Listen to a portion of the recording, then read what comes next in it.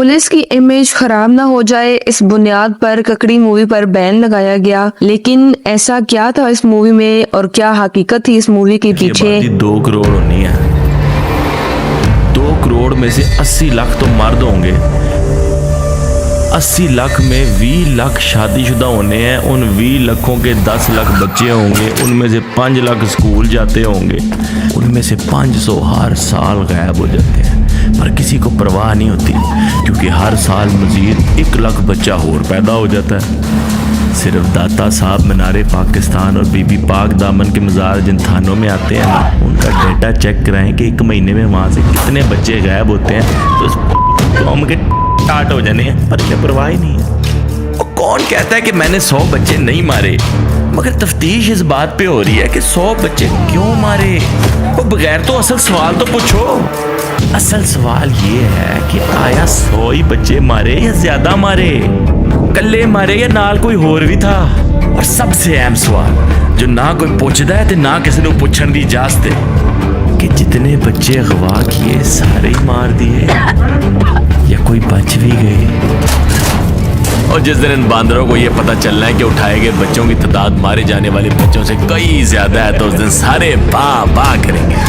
पर मुझे यकीन है कि ऐसा दिन आने। यासिर हुसैन की इस मूवी में जावेद इकबाल की असल कहानी क्या थी? जावेद इकबाल कौन था? उसने कैसे और क्यों 6 साल से 16 साल तक के 100 बच्चों को मार डाला, और आखिर 100 बच्चे ही क्यों? ये सब और इससे भी ज्यादा आप जानेंगे आज की इस वीडियो में। वांट हिस्ट्री के मौजूद नाज़रीन, अस्सलाम वालेकुम। 3-4 बच्चे घरों को वापस आ गए, फिर आपका सारा ये कोई नहीं आएगा। किस तरह आप कहते हैं कोई नहीं आएगा? किस तरह?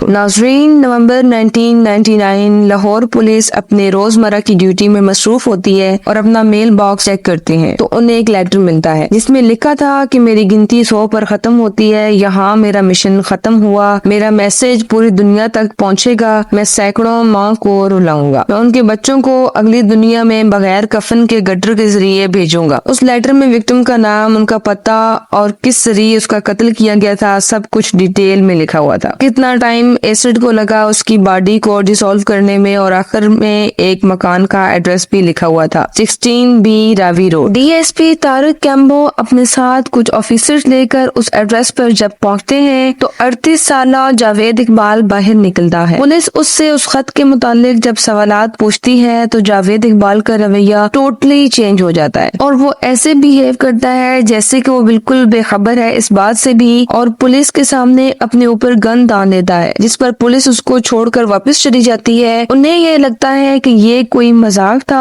ये आदमी ऐसा नहीं कर सकता। कत्ल और वो भी 100 बच्चों का। पुलिस को ये जरा सा भी आइडिया नहीं हो सका कि वो पाकिस्तान के मोस्ट वांटेड सीरियल किलर के घर से होकर वापस आ रहे थे। 22 नवंबर 1999 डेली जंग न्यूज़पेपर के ऑफिस के बाहर एक पैकेज आता है जो जमील चिश्ती के हवाले कर दिया जाता है, जो उस टाइम के चीफ रिपोर्टर थे। वो पैकेज खोलने पर उनको बच्चों की तस्वीर मिलती हैं और एक खत जिस पर लिखा था, आज मेरा 100 बच्चों को मारने का हदफ पूरा होता है, आपको साथ उन तमाम बच्चों की तस्वीर मिलेंगी, कौन है और कहां से। मैं चाहता हूं कि आप अपने अखबार के जरिए दुनिया को बताएं कि मैंने क्या किया है। मैं अपनी 32 सफ़ों की डायरी आपको दे रहा हूं, वो मेरे 100 कत्लों का मुकम्मल कन्फेशन है। आप मेरे मकान पर जाओ, वहाँ सब सबूत मिल जाएंगे। जब आपको मालूम होगा कि मैंने क्या किया है तो पूरी दुनिया हिल कर रह जाएगी। जमील चिश्ती के सामने 2 ही पॉसिबिलिटीज आती हैं, या तो जावेद को कोई फंसाने की कोशिश कर रहा है या तो उसने सच में ये संगीन जुर्म किया है। वो बगैर वक्त जाया किए मकान पर पहुंचते हैं, लेकिन दरवाजा लॉक्ड होता है। वो दीवार फलांग कर घर में दाखिल होते हैं तो सामने उन्हें 85 जूतों के पैर मिलते हैं और एक बोरी जिसमें बच्चों के कपड़े होते हैं। एक और कमरे में एसिड के ड्रम पड़े होते हैं और उनमें से बहुत ही नामुनासिब स्मेल आ रही होती है। ड्रम खोला तो आप सोच भी नहीं सकते मेरी क्या हालत हुई। उसमें लोथड़े थे, اور ایسڈ سے میرے ہاتھ جل گئے. تو وہ سارا کچھ جو جاوید اقبال نے کہا سارا کرائم سین اسی طرح تھا. دیوار پر انہیں کارڈز چپکے ہوئے ملے جن پر الگ الگ ڈیٹیلز لکھی ہوئی ہوتی ہیں. کچھ باڈیز کو میں نے جان بوجھ کر پوری طرح ڈیزالو نہیں کیا تاکہ اتھارٹیز ان کو آئیڈینٹیفائی کر سکیں اور میں اب دریائے راوی پر خودکشی کرنے جا رہا ہوں. اخبار یہ خبر پبلک تک پہنچاتی ہے اور ساتھ ہی 57 بچوں کے نام اور ایڈریس، جس کے بعد اس مکان کے باہر والدین کا رش لگ جاتا ہے اور لوگ اس کے گھر کے باہر اپنا انصاف مانگنا شروع کر دیتے ہیں. 29 دسمبر 1999 جاوید اقبال ڈیلی جنگ نیوز کے آفس کے دروازے پر دستک دیتا ہے اور اندر داخل ہوتے ہی اپنا سرنڈر پیش کرتا ہے. اپنا آپ متعارف کرواتا ہے اور کہتا ہے کہ مجھے اس دنیا سے نفرت ہے، مجھے اپنے کیے پر کوئی گلہ نہیں، میں مرنے کے لیے تیار ہوں. جاوید اقبال اگلے کچھ گھنٹوں تک جرنلسٹ سے بات کرتا ہے اور انہیں ایک ایک قتل کی ڈیٹیلز دیتا ہے. 200 بچے کیوں نہیں قتل کیے، 100 کیوں نہیں؟ انتقام کر رہے تھے نا، انتقام کر رہے تھے. میرے پاس آج بھی اتنے پیسے تھے کہ میں یہ سلسلہ جاری رکھ سکتا تھا.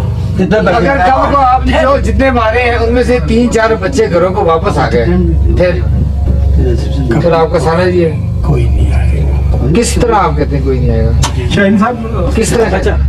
دفتر میں بیٹھے لوگ اتھارٹیز کو انفارم کرتے ہیں اور کچھ ہی دیر میں ڈھیروں فوجی اور پولیس آفیسرز اس بلڈنگ کو چاروں طرف سے گھیر لیتے ہیں. انٹروگیشن کرنے پر جاوید نے بیچارگی کا اظہار تو کیا لیکن صرف اپنے لیے. اس کا کہنا تھا کہ وہ پولیس سسٹم کی لاپرواہی اور ناانصافی کا شکار تھا. جاوید ایک ویلدی فیملی کی چھٹی اولاد تھی، 4 بہنیں اور 5 بھائی. اس کے والدین کے مطابق وہ بہت ذہین اور چالاک تھا لیکن اپنے بہن بھائیوں کے ساتھ مسلسل کمپیریزن کی وجہ سے وہ احساس کمتری کا شکار ہونے لگا. وقت گزرنے کے ساتھ ساتھ وہ اپنی فیملی کے لیے پریشانی کھڑی کرنے لگا. وہ آدھی رات میں سب کو جگا کر ایک لائن میں کھڑا کر لیتا تھا. جاوید کے بھائی کے مطابق وہ اپنی من چاہی چیز ہر صورت حاصل کرتا تھا اور اگر اس کا باپ منع کرے تو وہ خود پر تشدد کرتا تھا. اسلامیہ کالج سے پاسڈ آؤٹ ہونے کے بعد باپ نے اسے ایک لوہے کا بزنس سیٹ کر کے دیا اور وہاں وہ موسٹلی بچوں کو ہائر کرتا تھا کیونکہ انہیں تنخواہ کم دینی پڑتی تھی. لیکن اس ہائرنگ کے پیچھے ایک اور بہت بڑی وجہ تھی اور وہ یہ کہ وہ بچوں سے سیکشولی اٹریکٹ ہوتا تھا. اس کے باوجود جاوید کی 2 بار شادی ہوئی لیکن دونوں شادیاں صرف 1 سال تک چلیں. اس نے ایک آرکیڈ ویڈیو گیم شاپ کھولی اور وہاں بچوں کا بہت رش لگنے لگا. گلی کے بچے وہاں سارا دن گیم کھیلتے تھے.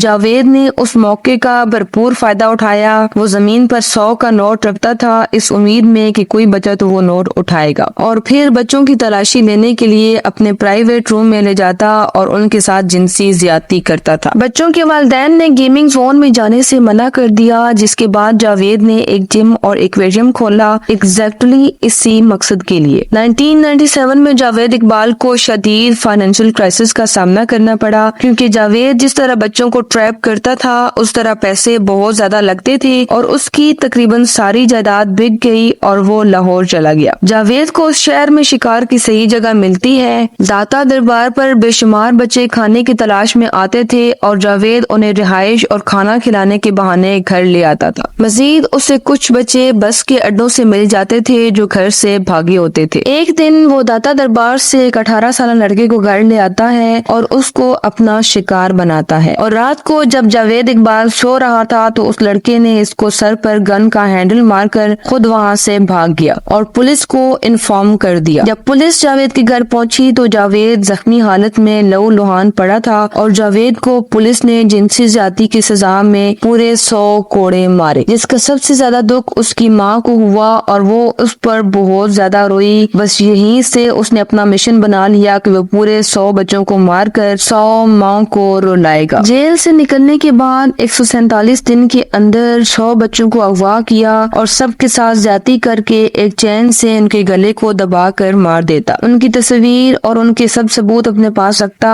اور ڈیڈ باڈیز کو ایسڈ کے اندر ڈال کر 2 دن میں ختم کر دیتا اور گٹر کے ذریعے بہا دیتا. جس دن اس نے 100 بچوں کو مار دیا اس دن اس کا مشن پورا ہو گیا تھا اور خود جا کر ڈیلی جنگ نیوز کو مطلع کیا تاکہ اپنے 100 کوڑوں کی سزا میں اور اپنی ماں کے رونے کی سزا میں 100 ماں کو رلا سکے. جب اس نے خود کو جا کر سرنڈر کیا تو یہ نیوز پورے پاکستان میں پھیل گئی. پہلے اس نے اپنا وکیل ہائر کیا جس کے تھرو اس نے جج کو بولا کہ یہ سب میں نے نہیں کیا میرے خلاف ثبوت رکھ کر مجھے کوئی پھنسانا چاہ رہا ہے۔ پھر کچھ ٹائم بعد اس نے دوبارہ اپنا بیان بدل ڈالا اور جج سے بولا کہ میرے گھر کو یوز کیا گیا ہے لیکن یہ سب قتل میرے دوست نے کیے ہیں۔ پھر تیسری بار اس نے اپنا بیان بدل دیا اور کہا کہ 20 بندوں نے میرے گھر پر وہ بچے لائے اور میری آنکھوں کے سامنے بچوں کو مار ڈالا اور میں کچھ نہ کر سکا، جس کی وجہ سے میں نے آ کے کنفیشن دیا۔ پھر اس نے 9 مارچ سن 2000 میں اپنا بیان ایک بار پھر بدل ڈالا کہ حقیقت میں کوئی بھی بچہ قتل نہیں ہوا، یہ سب